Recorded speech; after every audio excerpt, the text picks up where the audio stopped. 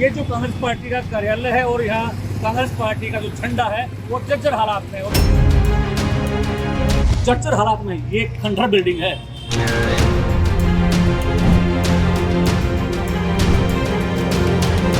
नहीं, पार्टी कार्यालय तो है, उसमें उसकी बाहर की दीवार गिरी हुई है, उसका जल्द ही हम उसको ठीक करवा लेंगे। जो कार्यालय जर्जर हालात में, उसका जिम्मेदार कौन? नमस्कार, द समर न्यूज हरियाणा देख रहे हैं आप। मेरा नाम है संजय कुमार। बात करते हैं राजनीतिक पार्टियों की।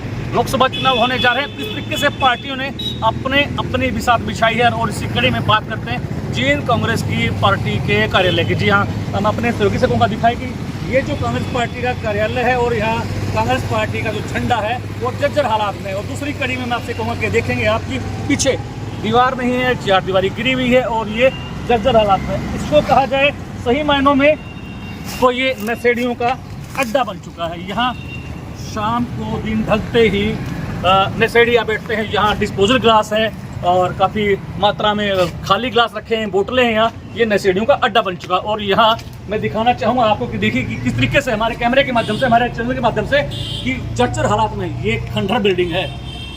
जहाँ कांग्रेस का कहना है कि वो 10 की 10 सीटें लोकसभा चुनाव में जीतेंगे, लेकिन यहाँ तो पार्टी का कार्यालय ही नहीं है और यहाँ दीवार ही नहीं है। पार्टी कैसे मजबूत बनेगी जब कार्यालय ही नहीं है? और ख़ास बात और है, जिला जींद से कांग्रेस पार्टी का जिला अध्यक्ष नहीं है पिछले 10 सालों से। जी हाँ, जिस पार्टी का जिला अध्यक्ष पिछले 10 सालों से मनोनीत नहीं है, चयनित नहीं है, तो कैसे पार्टी खड़ी होगी, कैसे चुनाव लड़ा जाएगा, कैसे लोकसभा चुनाव की तैयारियां होंगी? और पीछे ये देखिए बिल्कुल खंडहर हालात में है ये। और आप देखिएगा आगे जो चीज़ें हैं किस तरीके से। ये जो पार्टी का कार्यालय है, जिस एक समय था जहाँ यहाँ गहमा गहमी होती थी, और आज यहाँ ये खंडहर हालात में, बद से बदसूरत हालात में है पार्टी का कार्यालय, पार्टी के झंडे। यहाँ मलमूत्र है पशुओं का, आवारा पशुओं का यहाँ मलमूत्र है। कैसे पार्टी सिरे चढ़ेगी जब किसी पार्टी के कार्यालय की नींव ही ना हो? और पार्टी कैसे ऊपर उठेगी जब ऊपर चढ़ने के लिए पौड़ियां, बात वो सीढ़ियां नहीं है, सीढ़ियां भी जर्जर हालात में। आप देख सकते हैं हमारे चैनल के माध्यम से किस तरीके से पार्टी का जिला कार्यालय, बैठने का, बड़ी पार्टी है, बहुत बड़ी पार्टी है देश की, उसका जिला कार्यालय नहीं है, बैठने की जगह नहीं है और जिला अध्यक्ष नहीं है पिछले 10 सालों से। अगली कड़ी में हम उन नेताओं से भी बात कराएंगे। आपके कांग्रेस पार्टी के जो नेता हैं, जिला स्तर पर हैं, प्रदेश स्तर के हैं, उससे बात करवाएंगे कि कैसे पार्टी जीत पाएगी। कांग्रेस की बात करते हैं, बीजेपी की बात करते हैं, दूसरे राजनीतिक दलों की, लेकिन बात करते हैं लोकसभा चुनाव की। लोकसभा चुनाव की तैयारियां चली हुई, विगिल बजा हुआ है, शंखनाद हुआ है। हमारे साथ बैठे हैं जींद में, हम इस समय मौजूद है, ओबीसी सेल के प्रदेश अध्यक्ष रमेश सैनी हमारे साथ है। बात करते हैं इनकी पार्टी के बारे में और लोकसभा चुनाव के बारे में। सर नमस्ते, आपका स्वागत है हमारे चैनल पर। धन्यवाद। सैनी साहब, लोकसभा चुनाव की तैयारियां हैं, कांग्रेस बहुत बड़ी पार्टी है, लेकिन जींद के जिला स्तर पर बात की जाए, पार्टी का कार्यालय नहीं है, क्या कहेंगे इसके बारे में? नहीं, पार्टी कार्यालय तो है, उसमें उसकी बाहर की दीवार गिरी हुई है, उसका जल्द ही हम उसको ठीक करवा लेंगे जी। बैठने के लिए जगह है और शहर के बीच में हमारा ऑफिस है, ऐसी कोई बात नहीं है। परंतु हमारी कांग्रेस पार्टी ने ऐसे 5 स्टार कार्यालय नहीं बनाए जो बीजेपी ने लोगों को डरा करके, नेताओं को और व्यापारियों को डरा करके, ईडी के नाम से, सीबीआई के नाम से जो पैसा लूटा है, उन्होंने उसके दम पर ये कार्यालय बनाए हैं। परंतु कांग्रेस का काम ऐसा नहीं था कि किसी व्यापारी को लूटना। जी, सबसे बड़ी पुरानी पार्टी है, जो कार्यालय जर्जर हालात में, उसका जिम्मेदार कौन? और उसको नया नहीं रूप दिया गया, उसका जिम्मेवार नहीं, वो मैं आपकी बात से सहमत हूँ। उसके लिए जिम्मेवार तो हमारी पार्टी के नेता हैं जी। जो लोग यहाँ से सांसद, एमएलए, एमपी बनते रहे, मंत्री मिनिस्टर बनते रहे, उन लोगों ने इस बात की तरफ ध्यान नहीं दिया। उन्होंने अपना काम किया। ये पार्टी के लिए और हमारे लिए भी अच्छी बात नहीं है। अच्छी बात ये भी नहीं है, 10 साल से जिला अध्यक्ष भी नहीं है। हाँ, जिला अध्यक्ष मैं हरियाणा प्रदेश कांग्रेस पिछड़ा वर्ग का प्रदेश अध्यक्ष हूँ। हमारा पूरा संगठन है, मेरे 32 डिस्ट्रिक्ट प्रेसिडेंट हैं, 100 सभासद से ज्यादा मेरे प्रदेश कार्यकारिणी के पदाधिकारी हैं, ब्लॉक स्तर का हमारा संगठन है। ऐसी कोई बात नहीं है कि भाई संगठन नहीं है। जिला अध्यक्ष भी हैं, प्रदेश के उपाध्यक्ष हैं, जनरल सेक्रेटरी हैं, कार्यकारी अध्यक्ष हैं, सब हमारी पार्टी में है। और सबसे बड़ी बात तो क्या है कि भाई चाहे महिला विंग हो, चाहे एनएसयूआई है, यूथ है, सबका अपना अपना संगठन है। रही बात मेन डिस्ट्रिक्ट प्रेसिडेंट की, मैं आपको बता देना चाहता हूं कि जो हमारा आम वर्कर है वो डिस्ट्रिक्ट प्रेसिडेंट और किसी भी नेता से मजबूत है जी। तो हमें ज़्यादा कमी महसूस नहीं होती जिला अध्यक्ष की या किसी और पदाधिकारी की, क्योंकि हमारा हर जो हमारा वर्कर है वो अपने आप में जिला अध्यक्ष है जी। लोकसभा चुनाव के लिए टिकटों का बंटन नहीं कर रखा पार्टी ने, इतनी देरी क्यों, कहाँ पेचा था? उसके लिए थोड़ा सा टाइम लग गया है। एक तो स्क्रीनिंग है, एक तो टाइम लंबा है इसके लिए।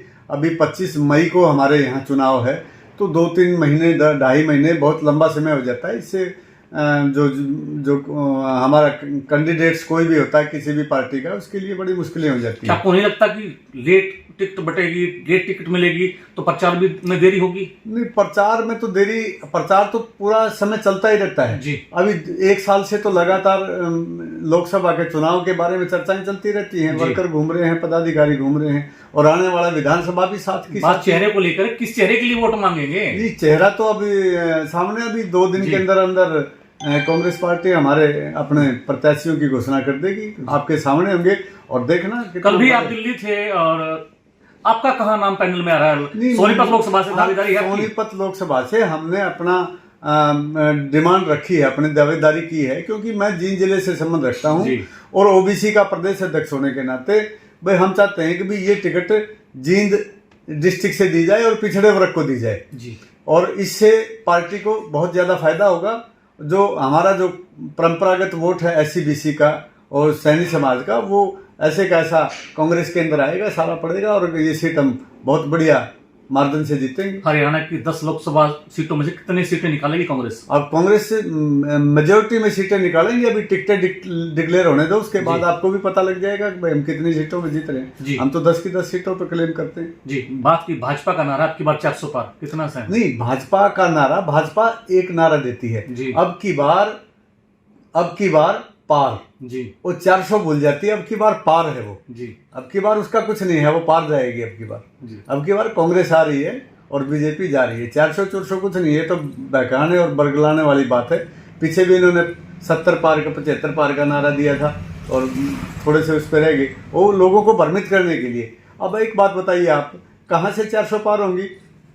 हरियाणा में कोई सीट कांग्रेस की नहीं थी, राजस्थान में नहीं थी, उत्तर प्रदेश में नहीं थी, अब हमारा जम्मू कश्मीर में नहीं थी, हिमाचल में नहीं थी, उत्तराखंड में नहीं थी। अब सभी जगह कांग्रेस आने लग रही है जी। कम से कम 50% सीटें यहाँ जीत रही है, तो 400 पार कहाँ से होगी जी? ये सिर्फ लोगों को बहकाने वाली बातें हैं। और कांग्रेस बहुत बढ़िया मार्जिन से प्रदेश हिंदुस्तान के अंदर जो इंडियन अलायंस है वो सरकार बनाएगा। बीजेपी के पास तो सिर्फ 35% वोट है, 65% तो इंडियन अलायंस के पास है जी। बात की जा रही है इंडिया गठबंधन और NDA की, कांग्रेस में गुटबाजी है, कैसे एकजुट हो पाएगी? कहाँ गुटबाजी है? सैलजा ग्रुप अलग है, SRK गुट अलग है, हुड्डा ग्रुप अलग है। नहीं, वो गुट नहीं है जी। हर व्यक्ति, अब कल को आज मैं प्रदेश का अध्यक्ष हूँ पिछड़े वर्ग का जी, तो मेरे जिला अध्यक्ष है, मेरे प्रदेश के कार्यकारिणी, तो फिर मेरा भी गुट हो गया जी। तो हमारे गुट नहीं है, हम अपने तरीके से काम करते हैं। शैलजा अपने तरीके से कर रही है, किरण चौधरी अपने तरीके से कर रही है, चौधरी भूपेंद्र सिंह हुड्डा, दीपेंद्र जी अपने तरीके से कर रहे हैं। सबका काम करने का अलग अलग अपना अपना तरीका, अपने अपने फील्ड में सभी लगे हुए हैं जी। रणदीप सुरजेवाला का बयान है हेमा मालिनी को लेकर, क्या कहेंगे आप? नहीं, वो मैंने सुना नहीं, बाकी उसके बारे में तो रणदीप जी बता सकते हैं, उन्होंने किस संदर्भ में ये बात कही जी। शुक्रिया। ये थे हमारे साथ OBC सेल के प्रदेश अध्यक्ष हरियाणा के रमेश सैनी, जिनका कहना है कि अब की बार हाथ का पंजा जीतेगा और बीजेपी पार होगी। अब देखना ये है कि क्या ये दावे इनके सही साबित होंगे और क्या कौन सी पार्टी सत्तासीन होगी। मैं अपने सहयोगी प्रदीप के साथ जींद से संजय कुमार।